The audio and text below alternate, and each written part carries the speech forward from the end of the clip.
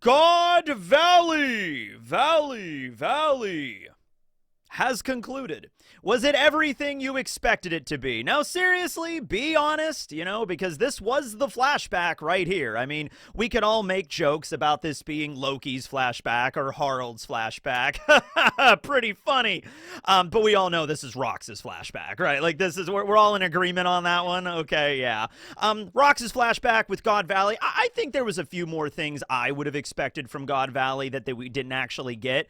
But overall, hey, Emu showed up. Didn't expect Emu was even there. So that was something. And also, you could see that it tied in a lot to Elbaf. Like, we didn't even learn about Emu's ability to use the Domi Reversi until Elbaf. And so that gave us greater context to go back to see Emu using that ability during God Valley. Can you imagine if that was the first time we saw Emu, like, do anything? Like, Emu doesn't possess Gunko, or maybe we do the flashback before the fight with the Gods Knights, and then we get to learn about Emu through the flashback rather than Elbaf in the present?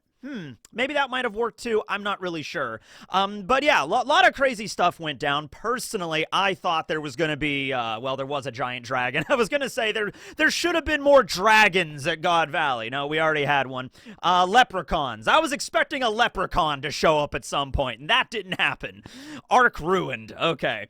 Let's go through this again. There's a lot of stuff here. Rox being, returned to normal, okay, right before he died. Actually, the implication being that if Garling did not show up and just steal that kill, Rox might have made it out alive. In fact, there is the opening dialogue of Rox on the ground. Garp and Roger are conked out. They're gone. But Rox is still conscious. He's just like, he's semi-conscious. Let's give him that much. But he's just like, what? Is the curse lifted? Am I alive? Oh man, am I actually gonna make it off this island? Is old Davy D. Zebek gonna have a happy ending? And then all of a sudden, Garling emerges from the fog and brings the sword down. Oh, dude, the Garling slander is everywhere right now, and I am loving it. Like, could we please get a petition going where anytime that you are playing a first-person shooter or any type of game where somebody could come in at the last second and steal your kill, we could just call that a Garling or a Garling moment? Like, hey, man, don't be a Garling. Don't steal my kill. Come on, damn it. Rage quit. We need to get that moving because holy crap, right? But anyway, the Domi Reversi was reversed. Crazy. Now, I originally assumed it was just because of the crazy powerful Conqueror's Hockey blow that Garp and Roger did together. Probably was the reason that it was reversed. The power of the Conqueror's Hockey in that one moment, pooling their abilities together, did overwhelm the hockey that Emu used to create, the Domi Reversi rocks, I guess, if that makes sense. Because ultimately, I think the overall rule of stronger hockey, trumps devil fruit abilities and weaker hockey and stuff like that. Remember that Emu is not the apex of hockey in this universe, right? Because Emu was terrified of Joy Boy's hockey nuke that was been stored inside of Emmet. And when Emmet released that, Emu was like trembling. It was like the first time we ever saw Emu exhibit fear and panic was during that hockey nuke. And Emu wasn't even there physically. It was like the Gorosei felt it and it like reverberated all the way back to Emu, like, Joy Boy, no, right? So it is feasible, it is possible. And also going along with the logic here, if we're like, Luffy is the reincarnation of Joy Boy, like the inherited will, you could also say Roger was one as well. So that would also make sense, all their hockey together, pulled together for that briefest of moments, overrided the effects of Domi Reversi, okay? Now, there are some other ways that it could have been reversed, though, and I just want to bring those up. For one thing, Emu left the island. We saw that in the last chapter. We saw Saturn being possessed by Emu physically leaving the island. It's possible that it could just be a proximity thing. Every other time we've seen Emu utilize the Domi Reversi, we have some rules with it. Rule number one is Emu has to either be there or be like physically possessing somebody to use that power. Emu cannot just like activate the power, at any random point. Like they need to like shift their consciousness and possess somebody somebody and use them as a vessel in order to use the Domi Reversi, okay? So we've seen it be utilized with Dory and Broggy and the other members of the Giant Warrior Pirates at Elbaf during the present. We've also seen it utilized with Rox's family, his dad and grandma at God Valley, and we've seen it utilized with Rox himself. Those are the only times we've seen the Domi Reversi been used in the story. So every single time Emu was there and then Emu left, would that individual still stay Domi Reversi'd? That's a question. And then also maybe there's just an overall time limit to it, just to throw out an idea, just like all possibilities I want to look at here. So maybe like Domi Reversi only lasts a set amount of time, like an hour or two, and then it's reversed. It just stops after that. Or if Emu does not stay close to that individual, then it will eventually dissipate. I'm not really sure. Because remember, one question I had about the Domi Reversi, I mean, I still have it, is if Emu has this power to just turn people evil into, thralls of them whenever they desire, why is, you think after 800 years of ruling the world, we'd see a very different dynamic here. Just Domi Reversi every member of the Marines, Domi Reversi every member of Cypherpole and the government, and it just makes it way easier to control the entire world if you have that power, right? So there's gotta be a limit. There has to be, an overall time limit, or a limit to, it's only when Emu is in proximity of the individuals can they use this power, or there's only a certain number of people that can be Domi Reversi'd at once. I'm not really sure, but there has to be some logical reason why Emu did not just I'm just gonna Domi Reversi the planet. Even if it's not the whole planet at once, but the planet, one piece at a time, go to different islands and just Domi Reversi everybody there, and then go to another island and Domi Reversi, you're immortal as far as we can tell, so at the very least you've lived 800 years, there's time to do this, so there's gotta be some limitations on this, but I just want to bring that up. Alright, so then Garling shows up and steals the kill. Alright, so I think this isn't anything like Garling is really actually pretty weak. From what we've seen, Garling does have some sword skills. He is pretty adept at that sort of thing. So I'm not going to say Garling is actually weak. Although this isn't really... The stocks on Garling aren't doing too good right now. Okay, they've plummeted in this last chapter for sure. But yeah, don't worry. I think Garling's going to get what's coming to him there. All right? In fact, I would love Garling to die in the exact same way as Rox. That would be perfect.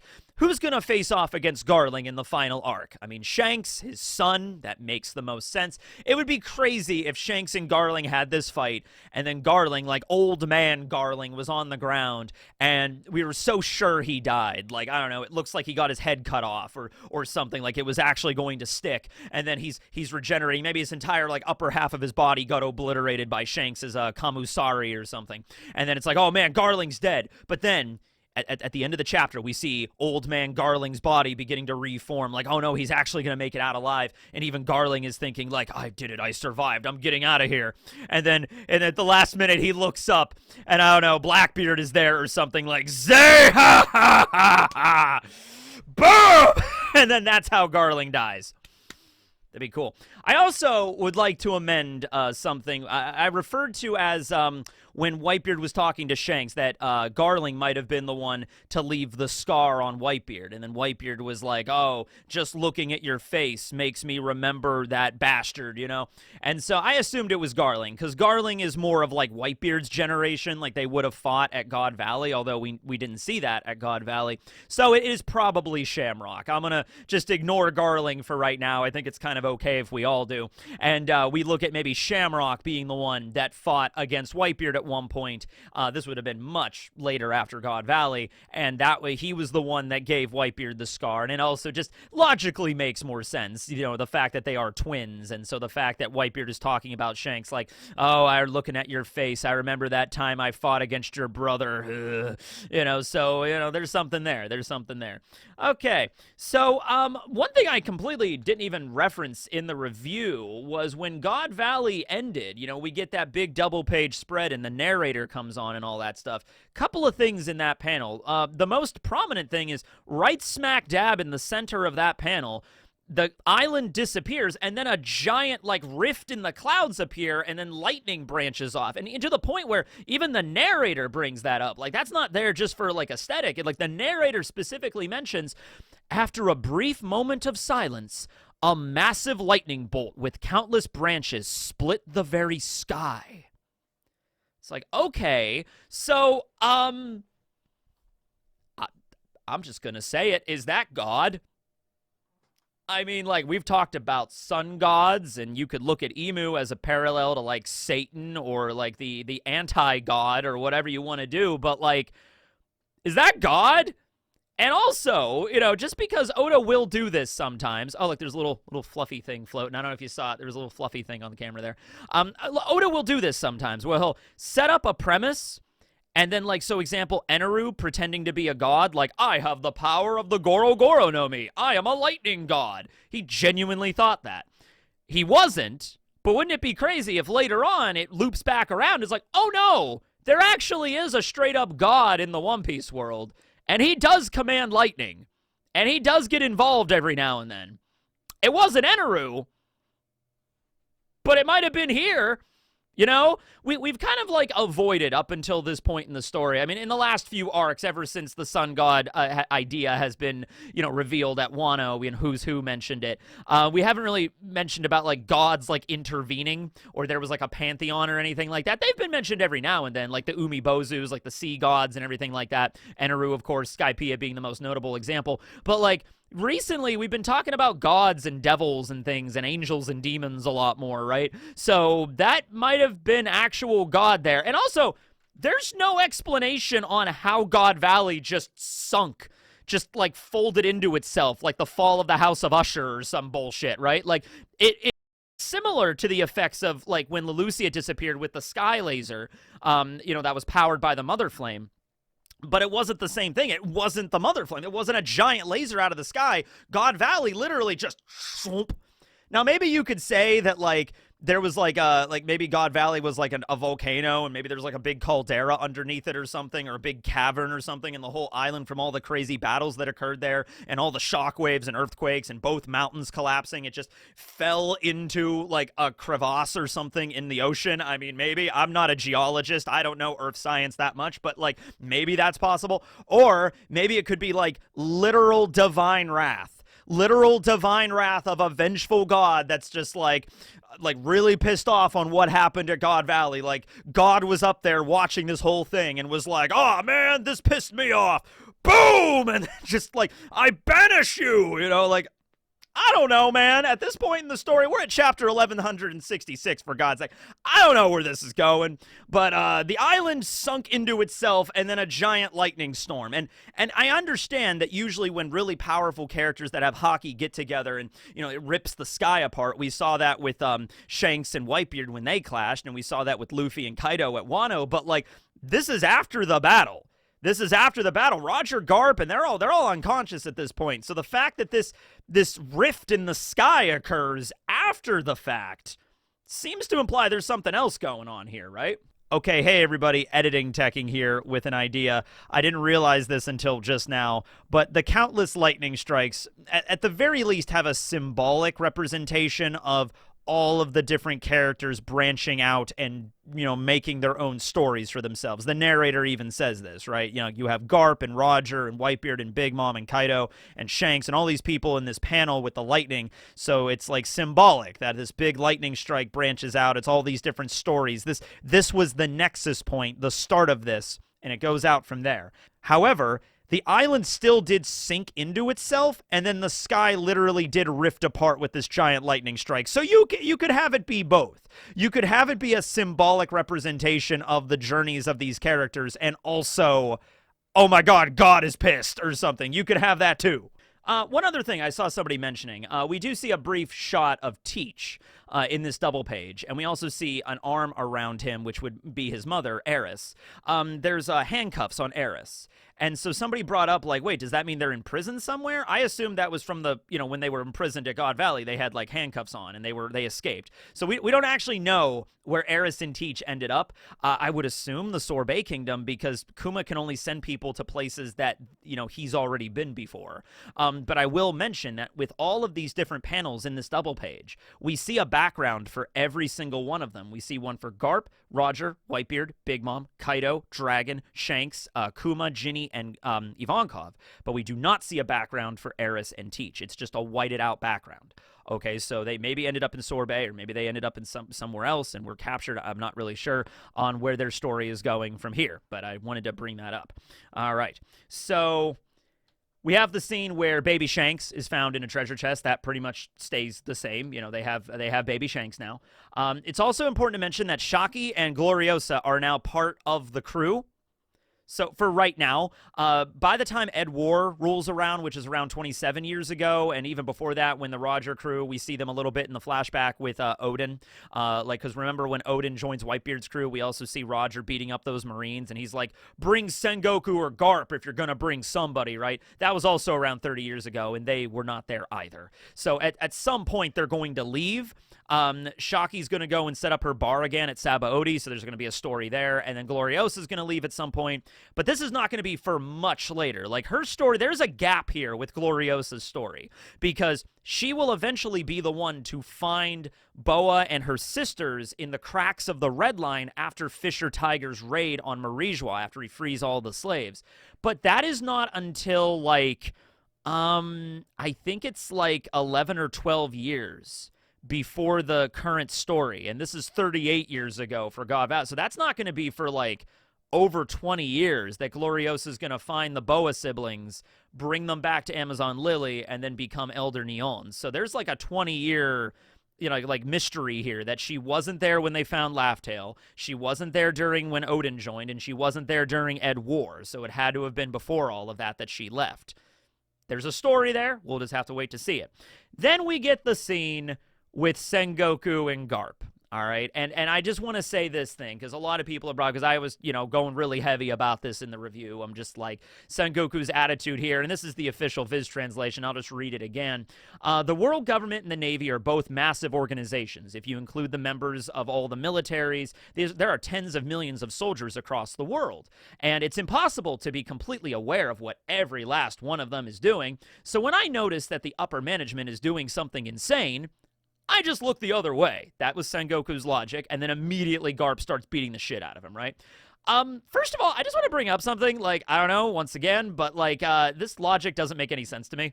Like, it's just like, hey, man, there's a lot of random soldiers out there in the world. You can't account for all of them.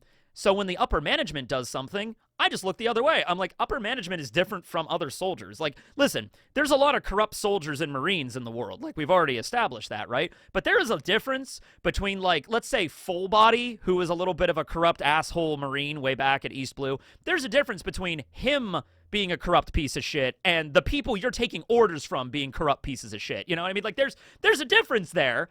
And so it's weird that the logic is like, yeah, you know. So a lot of people brought up, you know, well, you know, Tekking, Sengoku is trying to rise through the ranks. He's trying to do the thing, and Garp even calls him that. He's like, you ladder-climbing fool!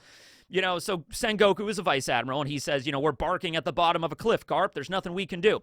So this is something that I really need to take a step back, because we as the readers know more things than the characters do in this scene. So it's frustrating as hell, though, right? Because I almost want to look at Sengoku and just be like, no, you fool! Climbing the ranks will do nothing!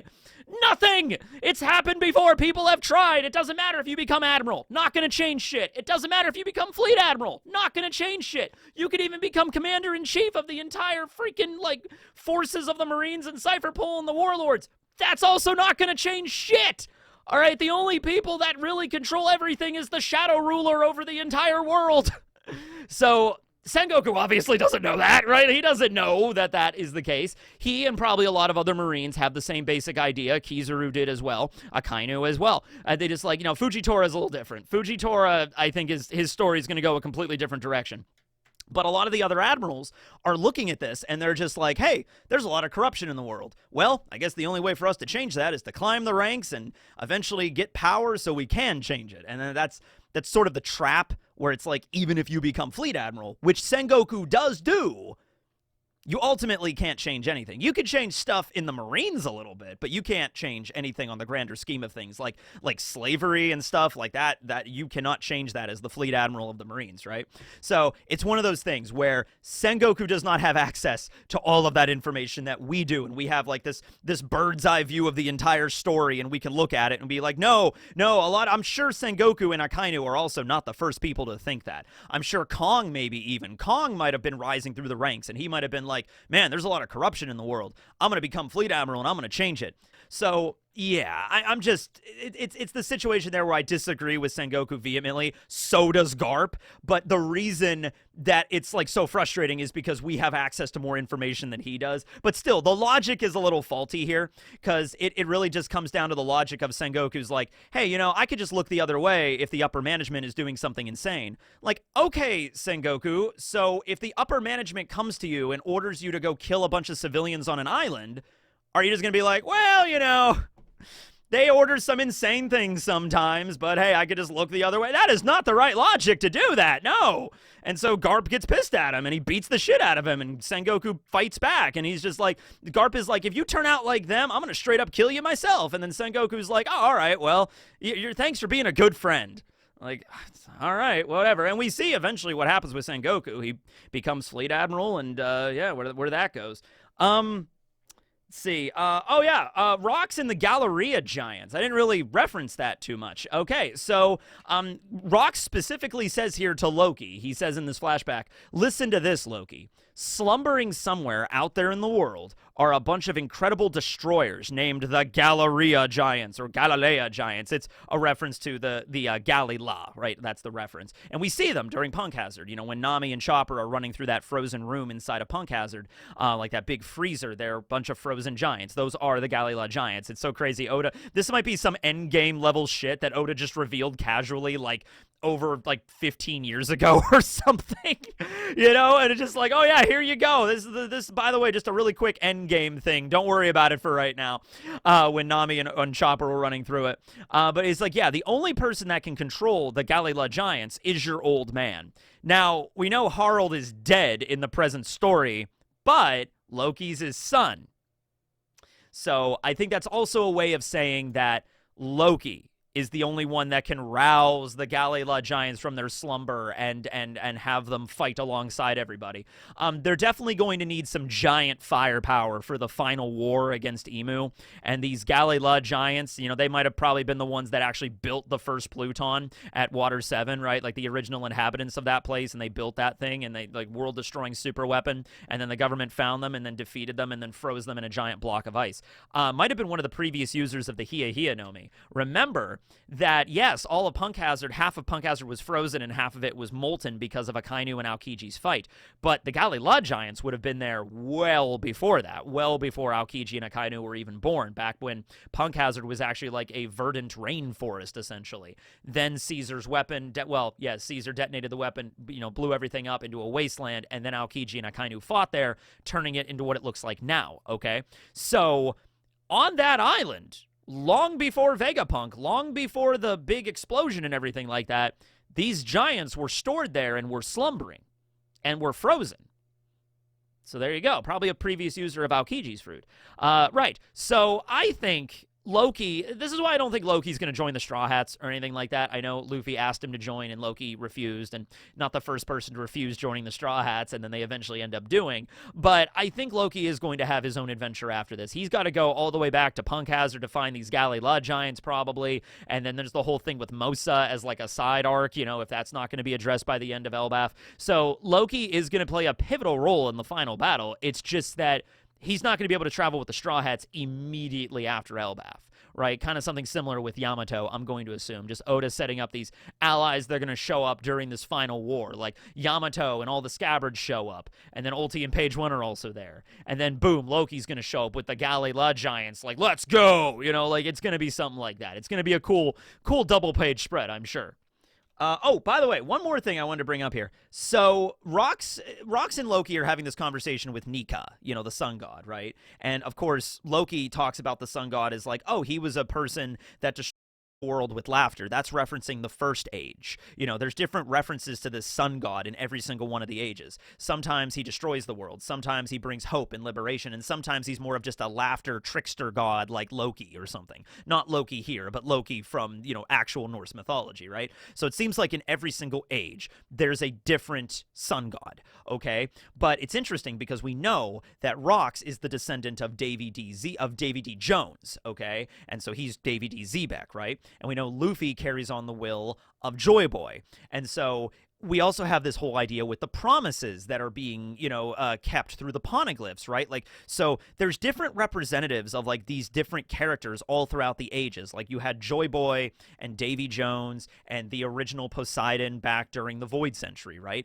And then skip to now in the present where Luffy is the representative of Joy Boy and Shirahoshi is the representative of Poseidon. And, well, it was Zebek, and then he died, and then you can maybe look at it as Blackbeard. It's like every single era or every few generations, there's these different, like, not reincarnations. I shouldn't say that. It's not like that. It's just these are the people that are like, if we're going with the idea of a game board, because Emu does the Domi Reversi on, like, the Othello board or whatever, if you're looking at it from a game board perspective, like, every few years, these pieces show up on the board as, like, this is the Joy Boy piece represented by Luffy. This is the Davy D. Jones piece represented by Blackbeard or by Rox, right? And it's like, it's a matter of getting all these pieces on the board at the same time, but then also something has to actually occur for, like, this big event to happen, for the world to really change, right? And it doesn't always work that way. I think that's what Oda's going with here. It's been 800 years since the Void Century, and there's been plenty of people that might have represented Joy Boy or might have represented Poseidon or Davy D. Jones.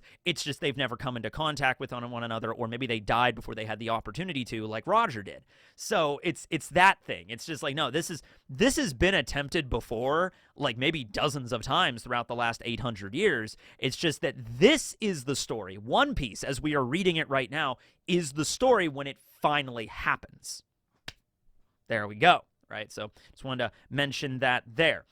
We get the scene where, Harald beats the ever-loving shit out of that giant, which, by the way, side note there, something I missed that's actually a really big deal. You see Morley in that panel.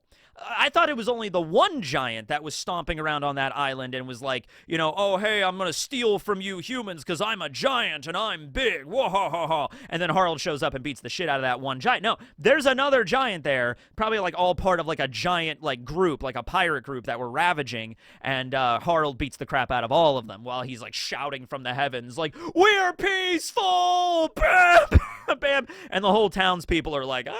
Yeah, you see Morley there. Okay, so Morley was imprisoned and impelled down and was freed. Like, Morley is, I think, a little bit older than Dorian Broggy, actually. Yeah, she's like 160 years old or something like that. So about 100 years ago, Morley is the one that created New Kama Land, or what would become New Kama Land, and frees herself from Impel Down using the Push fruit. This is very topical, because I just made a video about the Push fruit in my Devil Fruit series like a couple of weeks ago, so go check that out. But yeah, Morley escapes, and then I guess travels the world as a little bit as like a giant pirate, and maybe a very different person, because eventually Morley's going to become a revolutionary. And this is obviously before the Revolutionary Army begins. In fact, the scene right after, in the same page where we see Morley, we then see Dragon in the prison cell when Garp frees him. So that's really cool. I missed that completely, but that's 100% Morley right there.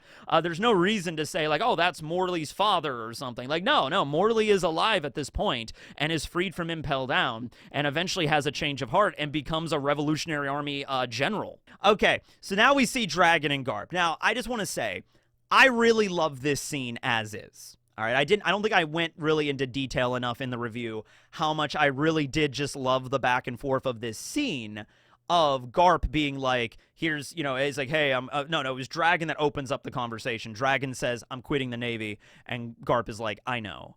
And then Dragon's like, I hate you, Dad. I know. And then he tosses him the key, and that's all you need. It's a good scene. The thing I focused on is that Dragon is not really playing with a full deck of cards here. Like, there's a lot of information and context he does not know, and Garp does, at least a little bit more than, you know, Dragon does, and he doesn't tell him.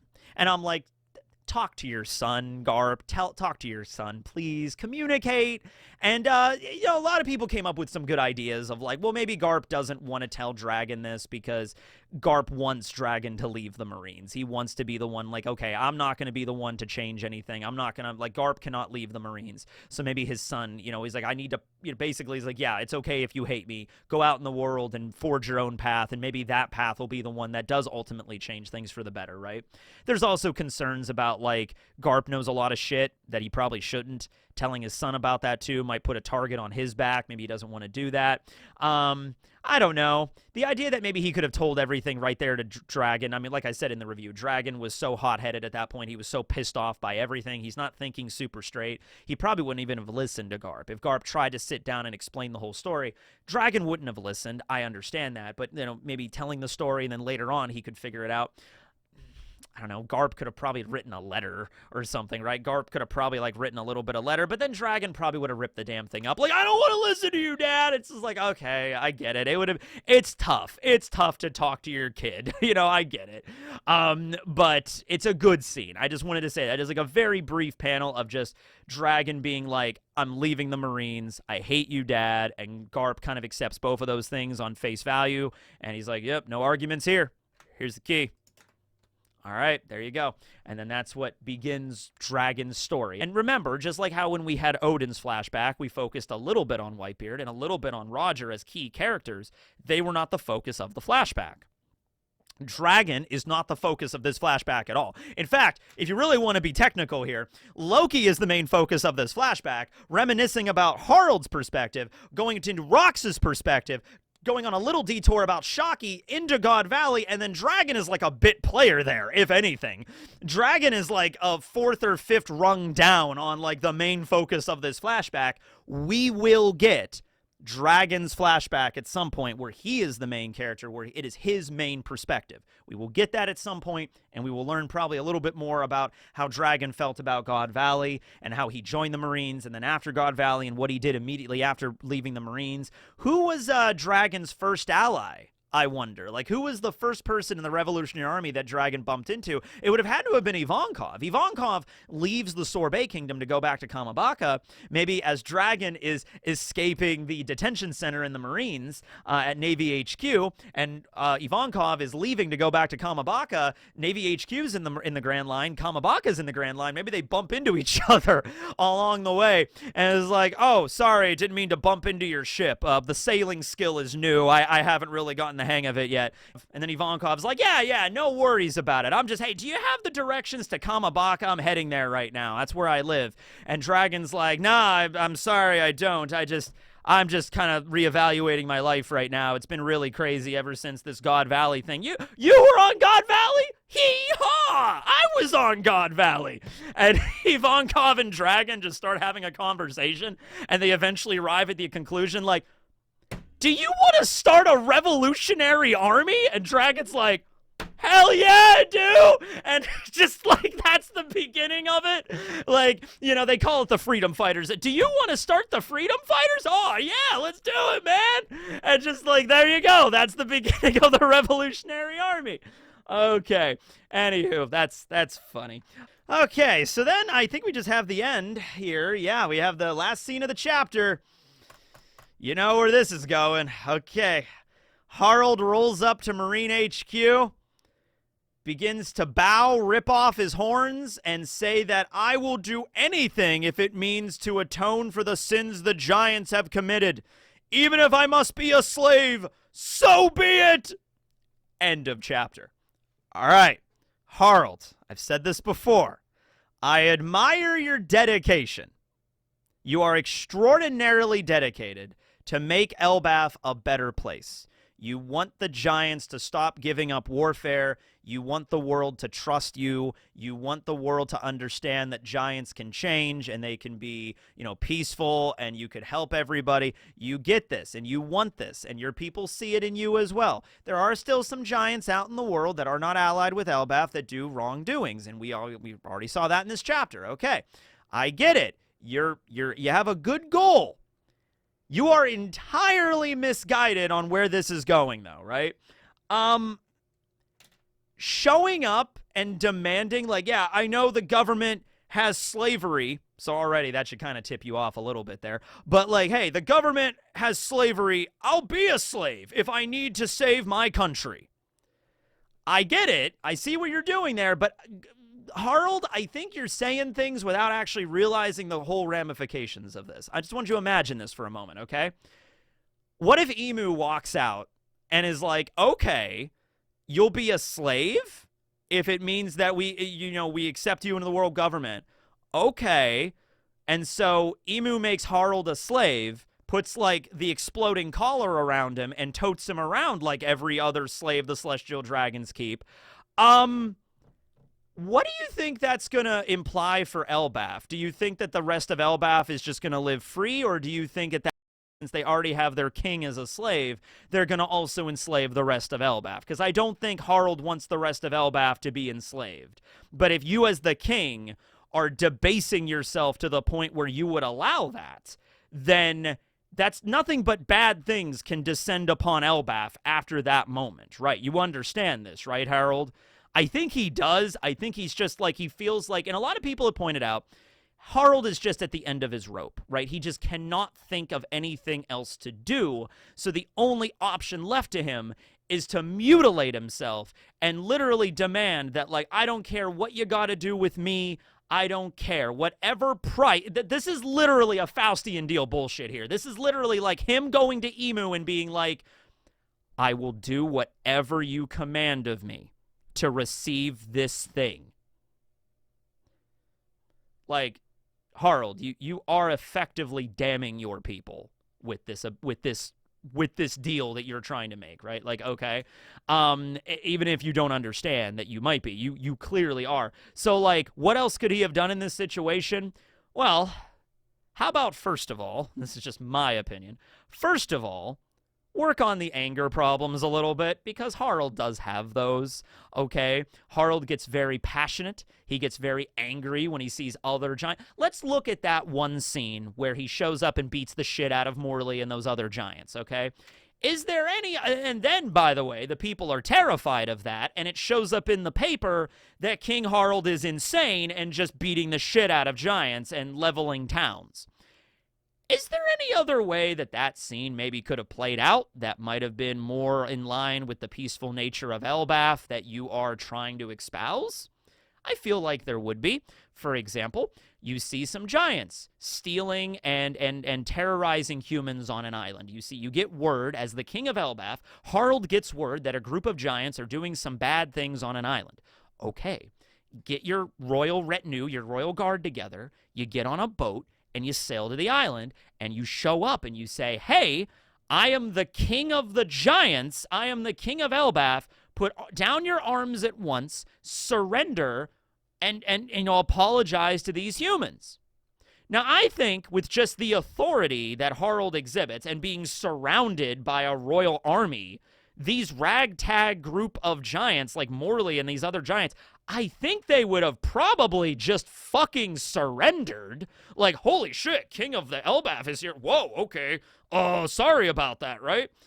If they did resist, you could just arrest them and be like, screw you, King Harald, we do what we want. It'd be like, all right, well, now we're going to just, grab you and, not beat you into the ground and shout to the heavens. We're just going to like, all right. Then, King Harald, you go over to the humans, which you have done this before. You've done this with Ida and stuff like that. Go to the humans and been like, hey, humans, we're really sorry. Some of these giants still terrorize and everything. Elbaf is not about that. We're trying to turn over a new leaf. We'll make sure they give you back all of the gold and everything those giants stole. They also destroyed our houses. They destroyed your houses. I am so sorry. I will personally repair the houses. I will make sure everybody, like everything you need. We'll make sure to get it set. We're sorry. Just make sure you understand that, not all giants are like this. You've already done this with Ida. You've gone around with the places and you've rebuilt homes in towns. You rebuilt that entire home with her. I mean, that entire town with her that one time, right? So, like I understand Harald is losing it. He literally is. He is kind of losing it. Like, the paper wasn't exactly wrong there. He's just getting to the point where he's so frustrated with the actions of the world government. Like, like tying his hand behind his back and not letting him do certain things and just being like, oh yeah, we'll let you be a member of the world government if you kill your best friend. And it's like, you know, Harald, this is clearly not a good organization. Like, I understand it's the one that allied with all the nations of the world, but like debasing yourself to this point is not the solution. Even if it's simply like, okay, we're going to do this more peacefully and we're just going to have to ride it out, and we're going to see, like, because there's other nations that are friends with you, like all those nations that sent aid to Elbaf after the drought and after the bad winter and everything like that, right?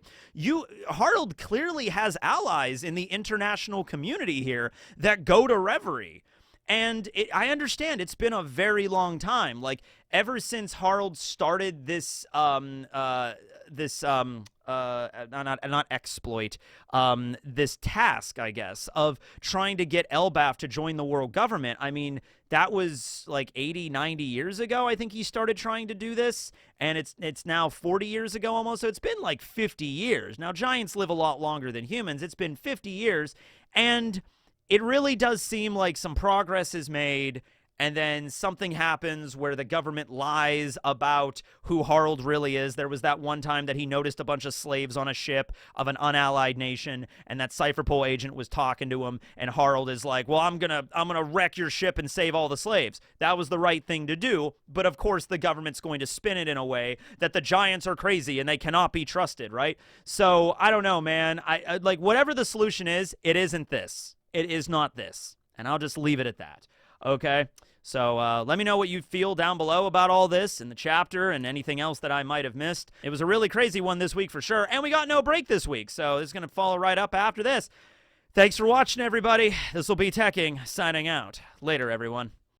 One more thing. I always forget to promote this. But Briggs and I have a TCG channel on YouTube where we upload the VODs of us playing Yu-Gi-Oh! And we're back to the One Piece TCG right now. If you haven't played the One Piece TCG, it's really good. Check it out. We play this on Twitch usually every Tuesday or Wednesday. We play it around 5 o'clock, and we upload the VODs to this new YouTube channel that Briggs created. So I'll leave a link to that below. Thanks for watching, everybody. Teching, signing out. For real this time.